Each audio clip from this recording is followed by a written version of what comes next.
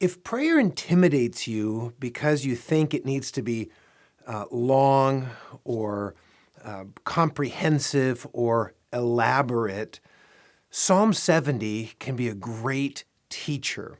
Not only is this prayer brief and narrow in its focus, it isn't even original. It's borrowed almost entirely from the ending of Psalm 40, verses 13 through 17. But this is actually what makes the psalm so special. It is a simple and bold cry for help from a troubled believer. Many of your prayers, of course, will be more balanced than Psalm 70 is, but this psalm is like a 911 call, right? There's no small talk on a 911 phone call. And like that, this prayer gets right to the point. As if David were talking to an emergency dispatcher, he actually presses God to hurry up. In fact, 4 times in just 5 verses, David tells God to hurry up. Listen, make haste, O God, to deliver me. O Lord, make haste to help me, verse 1. And then at the end, verse 5, hasten to help, O God. O Lord, do not delay.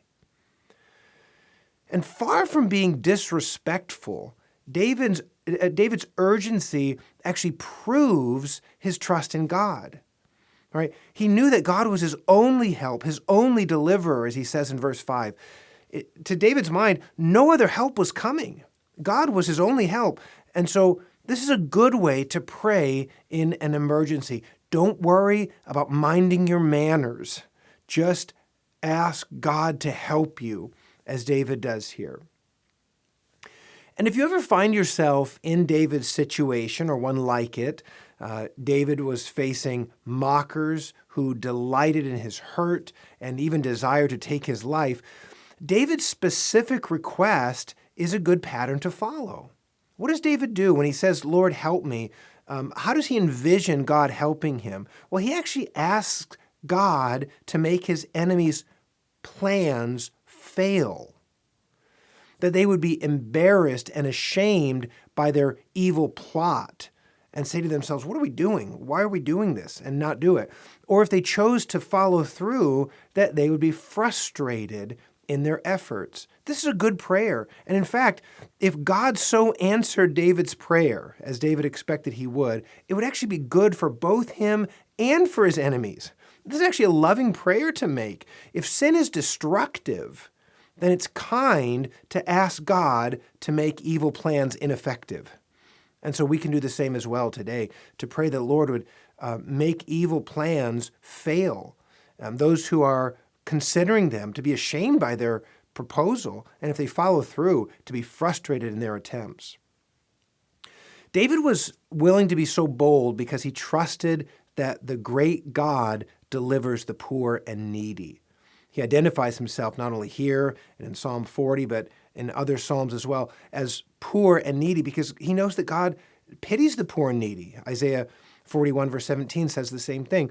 So David doesn't try to puff up his importance. He doesn't try to exaggerate his strength. He knew, as his son Solomon would later write in Ecclesiastes 9 verse 11, that the race is not to the swift, nor the battle to the strong. But as David says in verse 4, the ones who end up rejoicing are those who seek the Lord and love his salvation.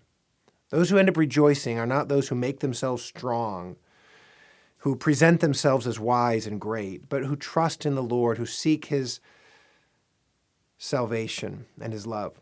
So our prayers, of course, should never be sort of a show of our piety. But perhaps we learn that lesson best in emergencies. Let's listen to Psalm 70. To the choir master of David for the memorial offering. Make haste, O God, to deliver me. O Lord, make haste to help me. Let them be put to shame and confusion who seek my life. Let them be turned back and brought to dishonor who delight in my hurt. Let them turn back because of their shame who say, Aha, aha. May all who seek you rejoice and be glad in you. May those who love your salvation say evermore, God is great, but I am poor and needy. Hasten to me, O God. You are my help and my deliverer. O Lord, do not delay.